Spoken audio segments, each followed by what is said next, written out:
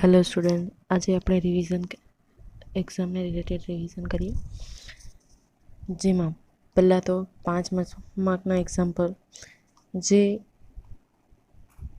Board દ્વારા અમુક સ્વાધ્યાય અને અમુક એક્ઝામ્પલ નીકળી ગયા તે સિવાયનો એક્ઝામ્પલ જોઈએ કે જે 5 માર્કમાં પૂછાઈ શકે. 5 માર્કના ક્વેશ્ચન કયા છે? એક તો ત્રીજા ચેપ્ટરમાંથી અને બીજું 5મા ચેપ્ટરમાંથી. બંને ચેપ્ટરમાં 5 માર્કના ક્વેશ્ચનમાં 5 માર્કના ક્વેશ્ચન પણ પૂછાઈ શકે.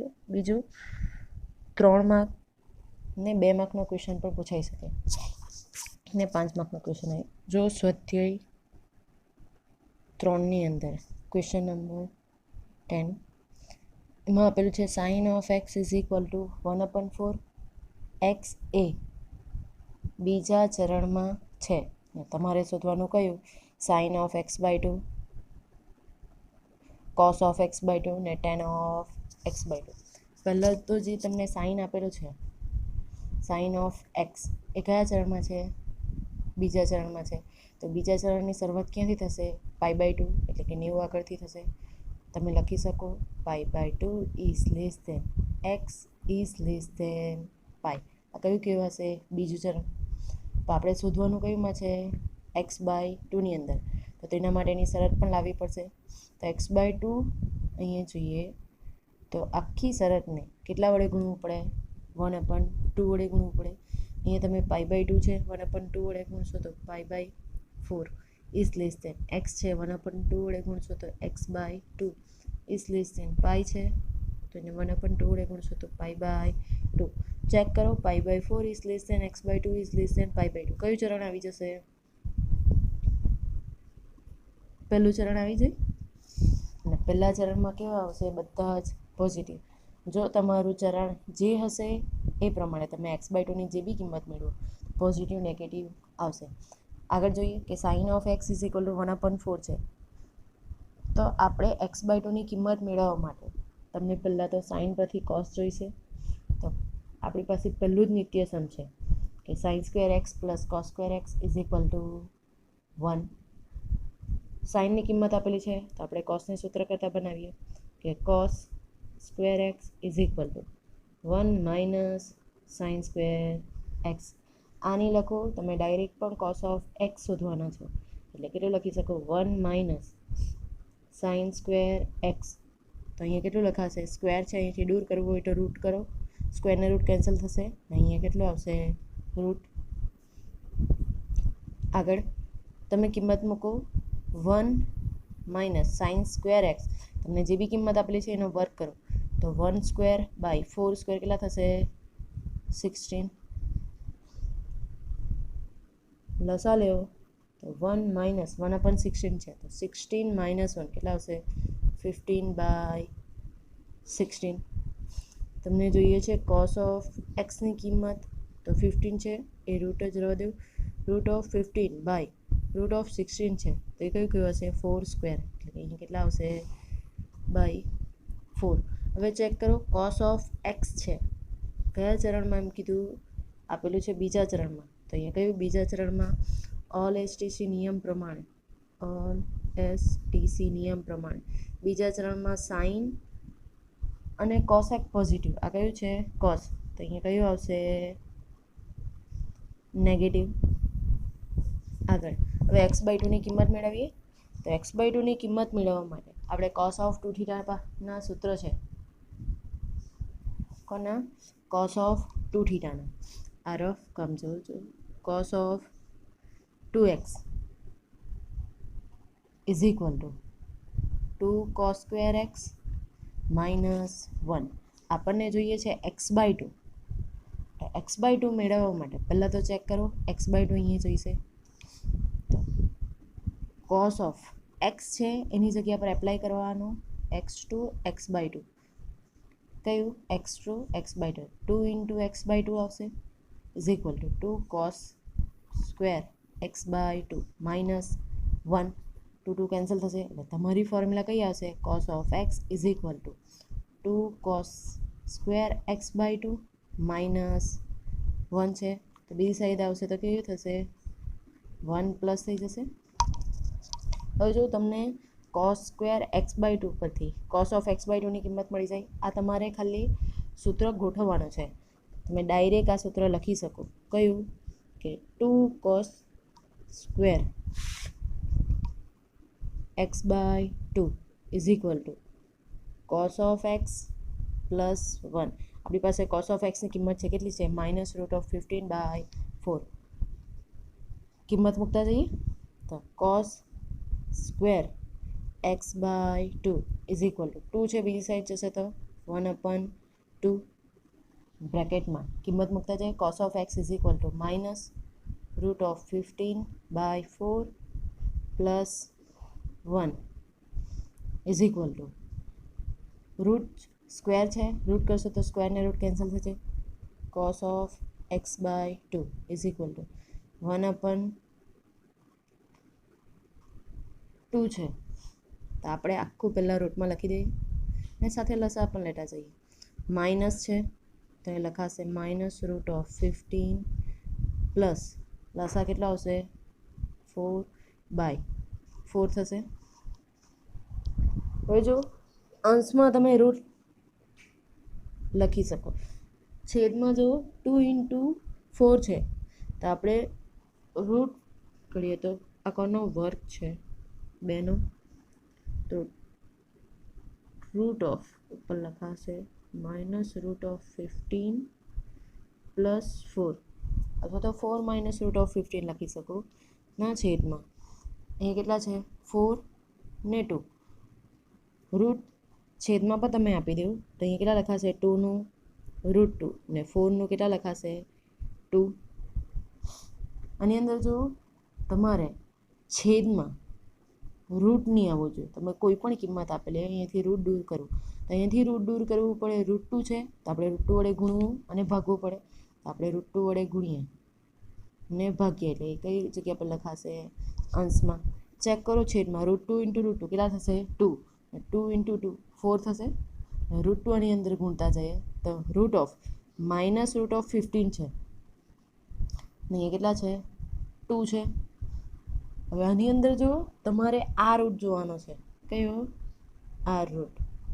ને આ કેટલા છે? √2. તો 2 × લખાશે એટલે -2√15 પ્લસ 4 × 2 એટલે કેટલા થશે? 8. રૂટ ઓફ -2√15 પ્લસ 4 × 2 એટલે કેટલા આવશે? 8 બાય કેટલા આવશે? 4. આ તમને મળે છે cos of x by two. એ જ રીતના તમે sine of x by two પણ શોધી શકો. તો સાઇન ઓફ એક્સ બાય ટુમાં પણ તમારી પાસે ફોર્મ્યુલા તો કઈ? cos of 2x is equal to 1 - 2 sine square x. એક્સની જગ્યા પર એપ્લાય કરો. X by two is equal to 1 - 2 sine square x by two થશે. કિંમત મૂકીએ કેન્સલ કરીએ કિંમત મળે તો cos of x is equal to 1 - 2 sine square x by two. આપણે સાઇન સ્ક્વેર એક્સ બાય ટુને સૂત્ર કરતાં બનાવાય તો બીજી સાઈડ લઈ જઈએ તો લખાશે કેટલું? અહીંયા જ્યારે તમે એપ્લાય કરો ત્યારે અહીંયા આ એક ફોર્મ્યુલા લખવાની. cos of x is equal to 1 - 2 sine square x by two. Minus છે, બીજી સાઈડ જશે તો પ્લસ હશે. 2 sine square x by two is equal to 1 - cos of એક્સની. તો cos ઓફ એક્સની કિંમત છે આપણી પાસે એ મૂકતા જઈએ. 2 છે, બીજી સાઈડ જશે તો 1/2 sine square x by two is equal to 1/2 1 - cos of એક્સની કિંમત મૂકીએ તો -√15/4 છે એટલે અહીંયા લખાશે +√15/4. લસા લેતા જઈએ. સ્ક્વેર છે તો સ્ક્વેરને આપણે દૂર કરવું હોય તો રૂટ લખાશે એટલે sine of x by two. 1 છે, રૂટમાં લખાશે 1/2. લસા લેવો તો 4 પ્લસ √15/4 થશે. તમે લખી શકો રૂટ ઓફ એક મિનિટ, અંશમાં જ આપણે રૂટ ઓફ લખીએ તો 4 પ્લસ રૂટ ઓફ 15 બાય કેટલા લખાશે 2 ઇન્ટુ 4 છે તો રૂટમાં બહાર લખશો તો રૂટ 2 ઇન્ટુ કેટલા લખાશે 2. આ ઉપર જોયું તે જ રીતના રૂટ 2 છે છેદમાં આપણે રૂટ 2 વડે ગુણવું અને ભાગવું પડે. ગુણી કરીએ તો રૂટ 2 ઇન્ટુ રૂટ 2 કેટલા થશે 2 ને 2 ઇન્ટુ 2 4. અંશમાં ચેક કરો root of 4 plus route of 15 તો ઇન્ટુ 2 થશે, ગુણાકાર કરો તો 8 પ્લસ 2 રૂટ ઓફ 15 થશે. તમને મળે છે સાઇન ઓફ x/2 ની કિંમત. આ રૂટ બાકી રહી ગયું. એક મળે છે 8 પ્લસ 2 રૂટ ઓફ 15 ને બીજી મળે છે 8 માઇનસ 2 રૂટ ઓફ 15 બાય 4 છે. હવે આપણને છેલ્લી એક જ કિંમત મેળવવાની બાકી છે tan of x/2. tan of x/2 એટલે કયો આવશે સાઇન બાય કોસ એટલે સાઇન ઓફ x/2 ના છેદમાં કોસ ઓફ x/2. બંનેની કિંમત મૂકીએ તો સાઇનની કિંમત કેટલી છે 8 plus 2 root of 15 by 4 by root of 8 minus 2 root of 15 by 4 છે. હવે આની અંદર જો 4 4 કેન્સલ કરી શકો, અંશ અને છેદમાં સેમ છે, પ્લસ ઓર માઇનસમાં ફરક છે. આગળ જ જોયું કે રૂટ હોય રૂટ છેદમાં તો એને દૂર કરવું હોય તો ચેક કરો 8 માઇનસ 2 રૂટ ઓફ 15 છે તો એના વડે આપણે ગુણવું અને ભાગવું પડે. માઇનસ છે તો પ્લસ વડે ગુણો અને ભાગો. 8 plus 2 root of 15 root of ના છેદમાં root of 8 minus 2 root of 15 into 8 minus છે તો પ્લસ વડે ગુણવું અને ભાગવું પડશે by root of 8 plus 2 root of 15. અંશમાં ચેક કરો root of x root of y છે a પ્લસ બી તો કેટલા લખાશે a plus b whole square તો 8 plus 2 root of 15 whole square ને તેનો રૂટ એટલે રૂટ અને સ્ક્વેર કેન્સલ થઈ જશે ના છેદમાં a માઇનસ બી ને a plus b a square minus b square તો રૂટ ઓફ કેટલા 8 square minus 2 root of 15 whole square. અંશમાં રૂટ અને સ્ક્વેર કેન્સલ થશે એટલે 8 પ્લસ 2 રૂટ ઓફ 15 આવશે ના છેદમાં 8 સ્ક્વેર એટલે કેટલા થશે 64 minus 2 root of 15 square 2 square કેટલા થશે 4 ને 15 છે એવી રૂટ અને સ્ક્વેર કેન્સલ થશે એટલે 15 ઇન્ટુ 4 કેટલા થશે 60. 8 plus 2 root of 15 by 64 minus 60 કરો તો 4 આવશે ને રૂટ ઓફ 4 કેટલા આવશે 2. 2 કોમન કાઢો તો અહીંયા લખાશે 4 પ્લસ રૂટ ઓફ 15 2 2 કેન્સલ થશે એટલે તમારો આન્સર આવશે 4 પ્લસ રૂટ ઓફ 15. આ તમને મળે છે કયું tan ઓફ x/2. હવે આની અંદર જો આ જ રીતના આપણી પાસે સ્વાધ્યાયમાં અને ઉદાહરણમાં પણ એક્ઝામ્પલ છે. આ રીતના એક્ઝામ્પલ તમે 5 માર્કમાં પૂછાઈ શકે. કયા ચેપ્ટરમાંથી ચેપ્ટર નંબર 3 માંથી.